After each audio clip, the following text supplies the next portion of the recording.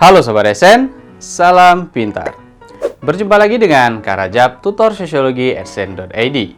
Pada video kali ini, Kak Rajab akan membahas salah satu materi sosiologi, yaitu stratifikasi sosial. Apa yang dimaksud dengan stratifikasi sosial?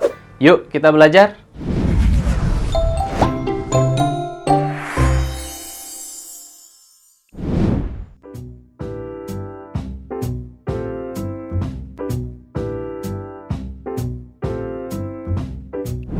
Sobat Esen, untuk materi stratifikasi sosial, ada beberapa hal yang perlu kita bahas, ya. Yang pertama, pasti berkaitan dengan pengertian. Selain pengertian, ada juga dasar pembentukan stratifikasi sosial, kemudian unsur-unsur stratifikasi sosial yang nantinya ada status dan peran, ya. Kemudian ada cara memperoleh stratifikasi sosial, sifat stratifikasi sosial, dan juga bentuk-bentuk stratifikasi sosial dan fungsi stratifikasi sosial. Ini beberapa sub pokok yang akan kita bahas. Yang pertama mengenai pengertian. Apa yang dimaksud dengan stratifikasi sosial? Oke, pengertian stratifikasi, strata, ya. Berarti adanya pembedaan masyarakat. Pembedaan masyarakat secara bertingkat.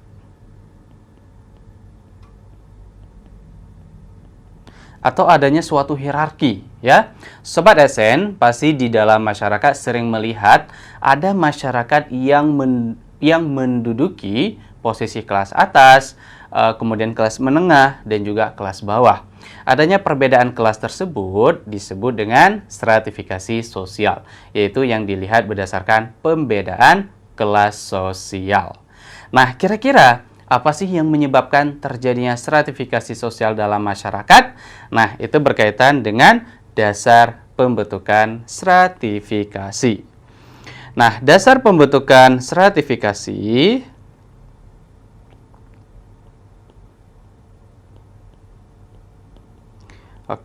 dasar pembentukan stratifikasi ini bisa disebabkan oleh beberapa hal.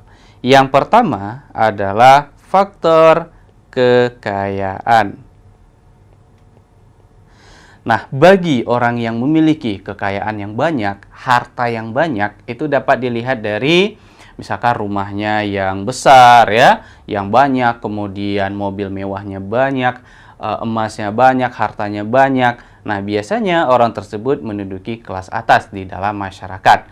Karena semakin banyaknya kekayaan seseorang, dia semakin dihormati, semakin dihargai, ya, dan menduduki posisi kelas atas di dalam masyarakat.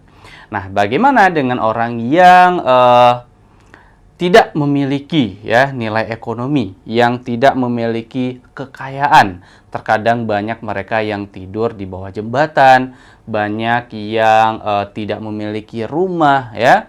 Nah, berarti mereka digolongkan ke dalam masyarakat kelas bawah. Jadi adanya pembedaan kekayaan, adanya stratifikasi.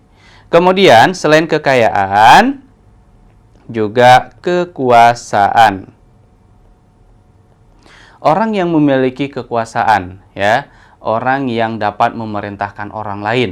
Nah, misalkan seperti presiden, ya, kemudian para menteri, atau juga anggota-anggota suatu DPR, MPR, dan sebagainya. Mereka memiliki kekuasaan, memiliki power, gitu ya, untuk mengontrol kelompok-kelompok yang lain.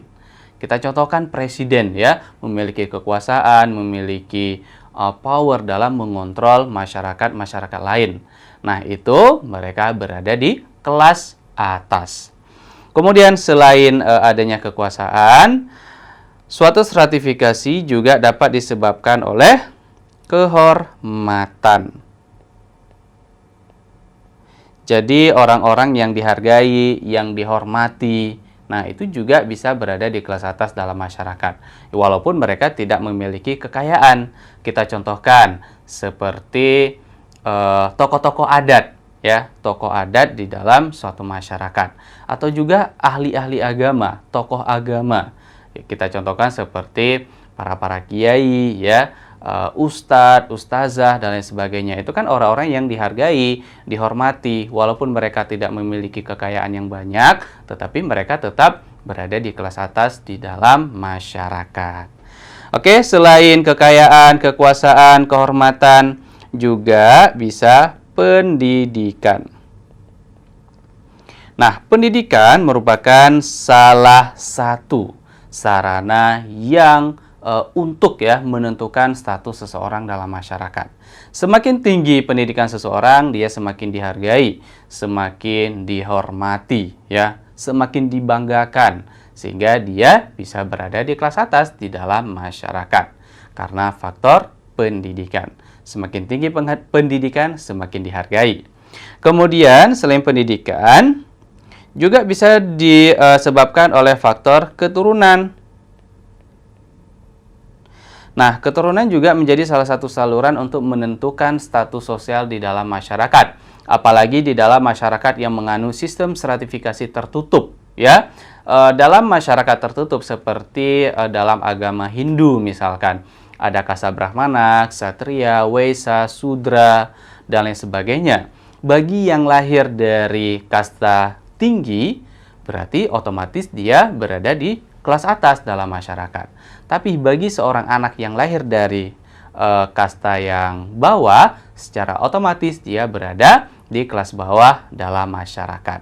Nah, jadi faktor keturunan itu juga menentukan kelas sosial ya seseorang di dalam masyarakat.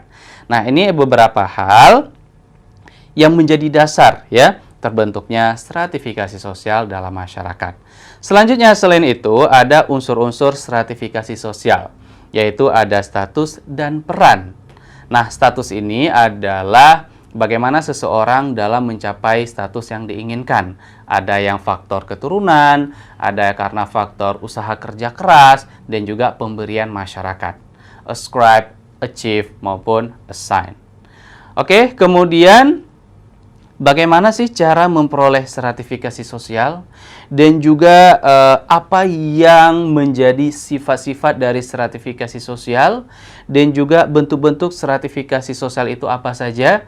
Ada misalkan stratifikasi sosial dalam masyarakat modern, ada stratifikasi sosial dalam masyarakat industri, masyarakat tradisional, dan lain sebagainya. Dan juga apa yang menjadi fungsi stratifikasi sosial dalam masyarakat. Jadi stratifikasi sosial itu juga memiliki fungsi ya dalam masyarakat. Nah, untuk pembahasan lebih lengkapnya mengenai unsur stratifikasi, manfaat, sifat, dan lain sebagainya, Sobat Adsense dapat mengunjungi website adsense.id. Sobat Adsense, demikianlah pembahasan mengenai stratifikasi sosial. Semoga Sobat Adsense dapat memahaminya ya. Untuk penjelasan lebih lengkapnya, Sobat Adsense dapat mengunjungi website adsense.id. Sampai jumpa lagi di video berikutnya. Salam pintar. Sekian Sobat Adsense untuk video pembelajaran hari ini. Sampai ketemu lagi di video belajar berikutnya. Jangan lupa aktifkan notifikasi untuk video terbaru kami ya. Sobat Adsense juga bisa mengunjungi adsense.id dan temukan ribuan video pembelajaran. Sampai jumpa Sobat Adsense, salam pintar!